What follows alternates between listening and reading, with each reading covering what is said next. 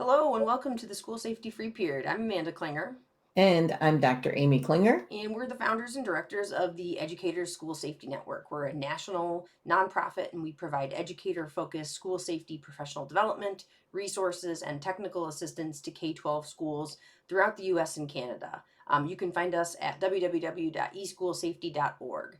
In our daily work as trainers and researchers, we typically take a very studious, serious approach to the critical work of school safety and violence prevention. However, in this, our school safety free period, we're a little less formal, we're a little less academic, we're a little more fun, and we examine the safety issues and current events in a more informal, conversational fashion. So we try to unpack the issue, examine it from multiple perspectives, and end up with some critical takeaways that you can use in your own professional practice. Along the way, we hope to have some lively conversation on topics that really matter. So let's get started. What do we have to talk about today? Well, it's cold. It's so cold. But Is this that's a not school really safety what we want to topic? talk about. I just want to set the stage with that. So, whether you're listening to this in January 2024 when we recorded it, or you're listening to it in the future, you can be assured that there's going to be extreme weather because that is just a thing. So I thought we wanted to talk a little bit. As we're talking this past week, we have had extreme weather across the United States, really cold, really windy, very stormy, severe weather, tornadoes, all kinds of things. I think I read somewhere in like 35 of the 50 states, there were extreme warnings of some sort. So I thought it might be a good idea to talk about this because it's kind of a universal sort of concern of, what do we need to be thinking about or doing differently when we have these extreme events? And people sort of come at it from the perspective of, oh, are we going to close school? Yes or no? It's snowy, we're going to close school. Done, don't have to worry about it. Or it's not that bad, we're still going to have school. So therefore, there must not be any safety issues or we'd have closed. And you can extrapolate that out to warmer weather as well. So I think it's a good idea to talk a little bit about how we might adapt our daily operating procedures and what are some things we might want to be thinking about when we are faced with some unusual kind of weather. Yeah, I think, the framework that the kind of we always talk about in terms of what are the things that we've done to set ourselves up for success in a school safety concern. I think that same notion is really applicable here. So to think of, all right, we're facing severe weather, whether it's severe winter weather or severe summer weather, we're facing severe weather. What are the concerns that we might have? What if we have to dismiss early? If our dismissal is chaotic and hectic and stressful and dangerous on a normal day, if we dismiss early because the roads are getting really bad or because there's a tornado watch in 3 hours, that dismissal is going to be even worse when we've added on the chaos and the fear and the impending or already happening severe weather. And so that's one of those kind of like I can set myself up for success of what does our dismissal look like on a normal day? What are the ways that we can improve, whether it's high school students and traffic flow, or whether it's young students and the way that we have appropriate supervision and adult presence at Yeah. dismissal? It's going to be supervision. You're never having enough supervision. And then it's going to be the sort of Darwin approach of I need to get my kid at all costs when I'm picking up my kid. And so people's common sense kind of goes out the window Mhm. when you add in factors, not even necessarily extreme or severe, but it's kind of windy or it's raining really hard or it's a little bit slippery. And so all of a sudden we have two things that typically happen. One is, unfortunately, our supervisors go, "Ooh, it's really nasty out. How about if I just stand here and peek out the door and open that door a crack as the kids sneak out or come in?" And so now we have lost that outside presence. So Mhm. that's one of them. And unfortunately, that's what we always talk about of the convenience of adults versus what's good for kids. Mhm. So probably it's a good idea for schools, I always think, to invest in some, branded nice big umbrellas and some reflective kind of vests and some heavier coats that we have for the people that are going to be outside doing that. Give them the equipment they need to be out in adverse weather, whether it's raining really hard or whatever it might be. Mhm. And I think that's something that a school should invest in and be able to give those tools to the people that are doing that. So that's your first one.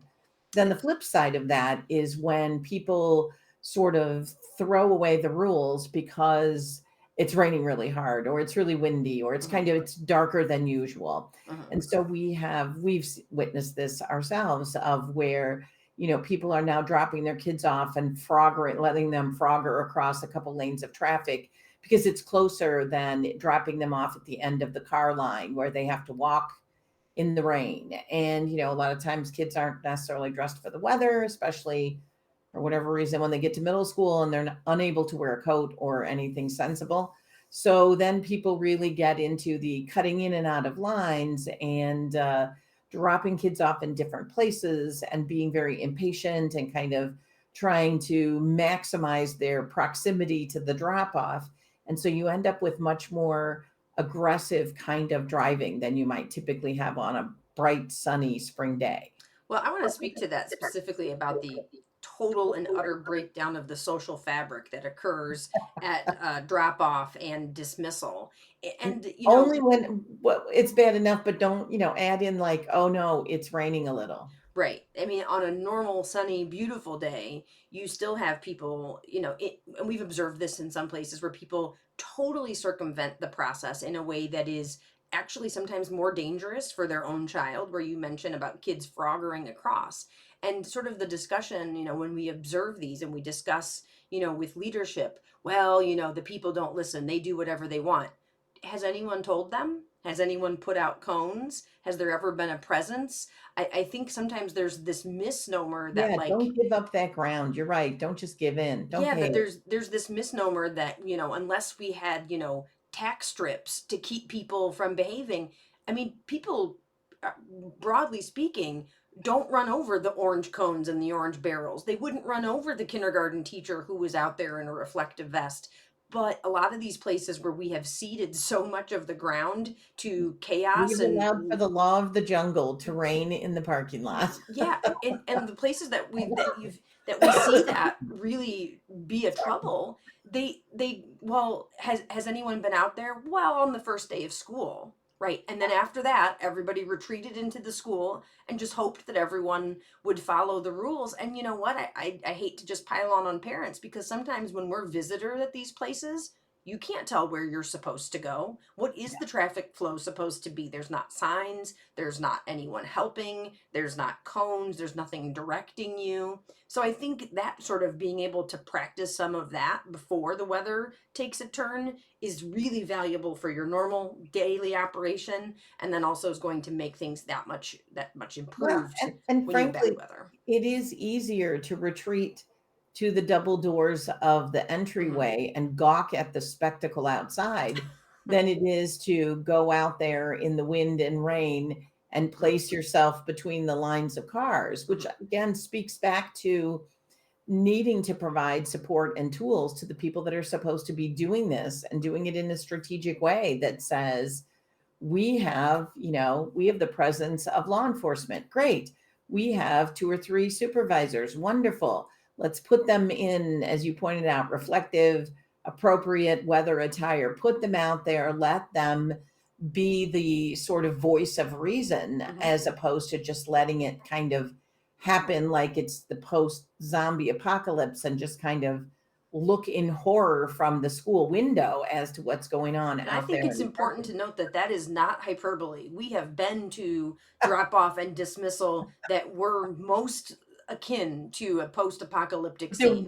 There weren't zombies though. I mean, Mad, that no, it's part. meant like the Mad Max. It's much more Although in the again, vein of Mad Max. Yeah, middle school kids getting up really early, yeah, staggering into school, there is a little bit of that yeah. sort of zombie-ish, but yeah. I wanted to speak to something that I think is a little bit of a niche concern, but maybe worth mentioning here when we talk about severe weather. So, if we're having severe weather and we decide we have to have recess inside, can the area where you're doing inside recess really safely contain that many students?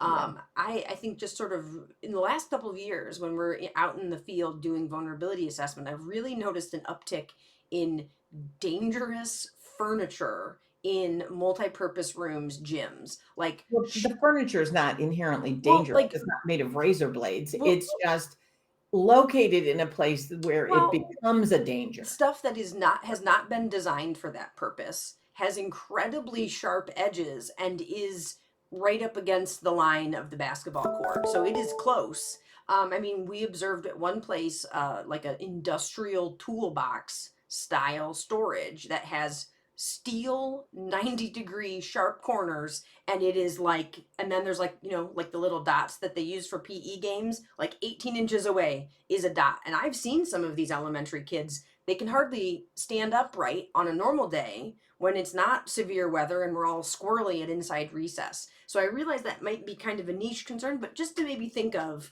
do we Yeah. really have this much capacity here? Go take a look around, your cafeteria or your Mm, cafetorium and look at the milk cooler sitting there. The milk refrigerator is on one end, and the other end of the gym, like you said, are all the folded up tables and the toolbox and the storage for the other thing. And then we go, let's do this wild relay where we so yeah, that's not necessarily niche. I think that's fairly common. So let's recap. So we're talking about supervision. We're talking about looking at the spaces that we are going to use maybe in a different way than they would mhm, ordinarily be used, and yep, what do we have to adapt or change for that. I think that's really a good one. I think we also need to look a little bit at some of the other impact on the facility in terms of floors that might be really slippery, or a lot of wet boots coming in, or a lot of extra sort of boots and coats and hats and gloves and all those kind of things piling in different places that would create potentially a hazard for a rapid evacuation. mhm, So all of the boots in a jumble by the classroom door, or all of the mhm. backpacks in a pile, or the gloves and hats and lost and found in a great big pile by this secondary exit that we might need to be able to use. So that extra equipment we need to concern ourselves with a little bit as well. I think another one that we discuss a lot is communication when you talk about being nimble. So we're having school, we think it's safe enough to have school, but that situation changes and the weather gets worse. And the capability to be nimble and to be able to communicate with parents and stakeholders.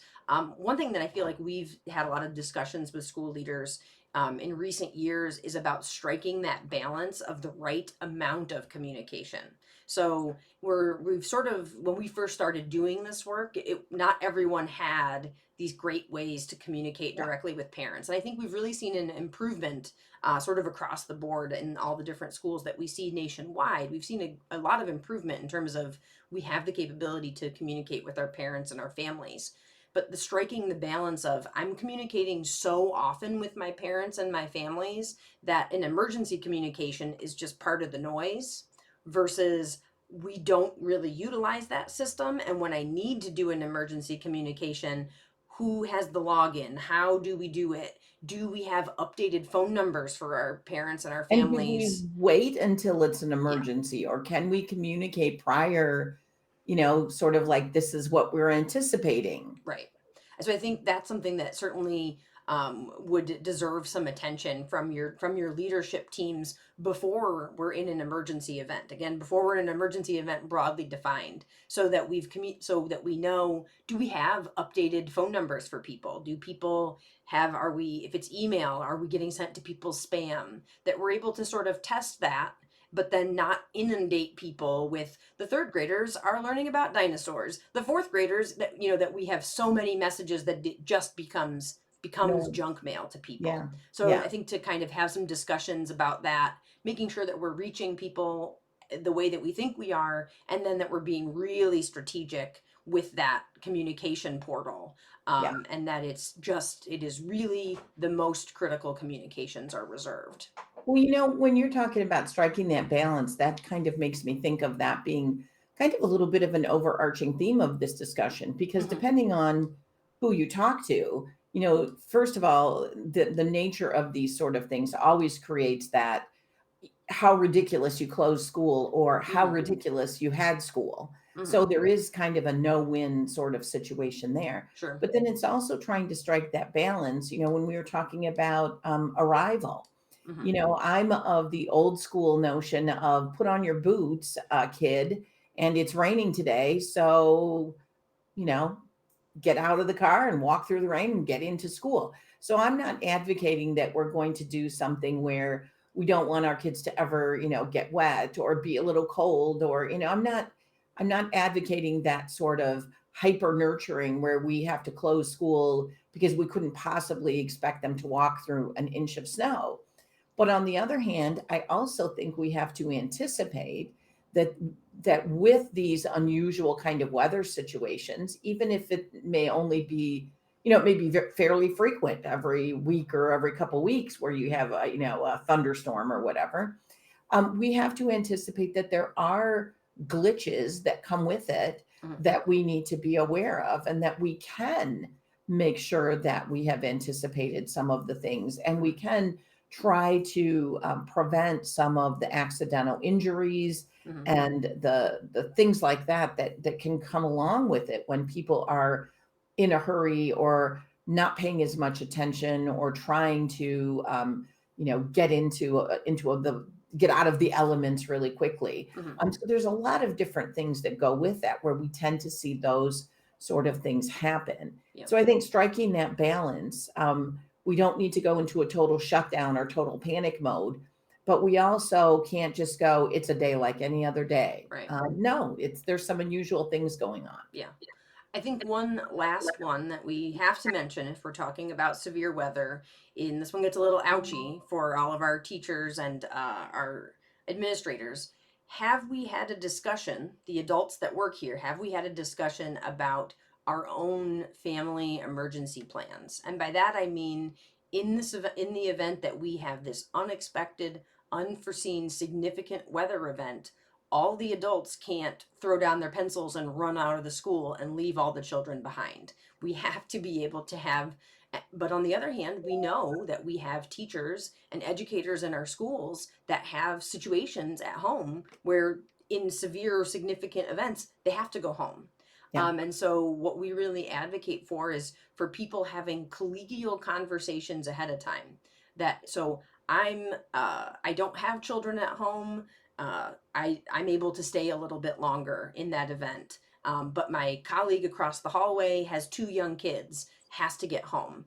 And so, how can we do that? That it's not an unfair burden on me, but yet that we find some way for that to balance out with other duties or with something else, but that Yeah. we know when something goes significantly wrong in severe weather, that we know that I'm going to be able to have two classes. And this kind of comes out of the experience that actually were adjacent to a number of years ago when Atlanta had real surprise, significant freezing weather, which is not typical for them and which the city is not prepared for. They don't have the level of, winter weather infrastructure as places in the north. And a lot of places closed early in a panic. The roadways were totally incapable of handling that level of traffic. And you heard a lot of anecdotal stories of students literally being overnight trapped in buses, in their schools, and with very, very low levels of adult supervision because some people had to leave. And Yeah. this was not something that they had discussed or addressed ahead of time. Well, and I think that the logical outcome, which is what we're trying to avoid, is that we're sitting in a school knowing that if we just waited an hour, if we dismissed an hour later, weather conditions would be so much better. But we don't really want to do that because we're not sure if we have enough supervision. Hmm. And you're kind of forced into making decisions that probably aren't Hmm. necessarily the best for the conditions, but you're balancing that against what am I going to do if I don't have enough supervision? Hmm. Then my teachers can't make it in, or my teachers have to go. And so I think having that conversation about what do we do outside the confines of our traditional school hours, I think that's really important. I think that's a really good point. And that family emergency plan discussion is important to have when there's nothing happening, when Yeah. you can really talk about it without the emotion of, I have to go. Mhm, And, and I get it. You're wondering as a parent, how are my kids doing? mhm, Are my kids home? What's happening at home with my elderly parents or my mhm. dog or whatever? And so I think that's a really important discussion to have. Yeah. So I'd like to close today with what I think is a really good example. I don't oftentimes talk about my other kids. Probably they're not super going to be thrilled about it, but my older son works in a school as a school administrator. And when we recently had some snow kind of unexpectedly in the afternoon as they were getting ready to dismiss, I thought his approach was really sort of indicative of what we're trying to talk about today. So as they were dismissing, he was out by the street in the park, in the area where the students are leaving, driving home, and he had his scraper, and as they were stopped at the traffic light, he would sort of brush off their headlights and give them a little, hey, why, you need to be able to see your tail lights and your headlights. And there were a couple of messages there. There was the message of the safety of, let's make sure that when you leave, you're leaving safely, Mhm, and then also the message of, we, your supervisors, we, your administrators and staff, we care about you. We're here with you out in this inclement weather rather than all safe and warm, snugly inside. mhm, And so I think there's a number of different messages there that mhm, probably are good ones of making sure the supervision is not weather dependent, making sure that you're responding to the weather conditions that are happening in a mhm, way that maybe adds an additional layer of safety than just sort of the idea of, well, best of luck, everyone. mhm. Hope you make it home. And so I think that's the kind of responsive sort of flexibility that we're looking for that maintains the level of supervision that we always want to have, but then adds a little bit of response to what's actually happening in terms Mhm. of the weather. Yeah, I like the notion of having that servant leadership paired with a little bit of tough love for high school students of like, yeah, I'll scrape your tail lights off for you, but like, hey, this is something important you need to get to doing. So I like that too. So Yeah. well, thank you so much for joining us for this episode of the School Safety Free Period.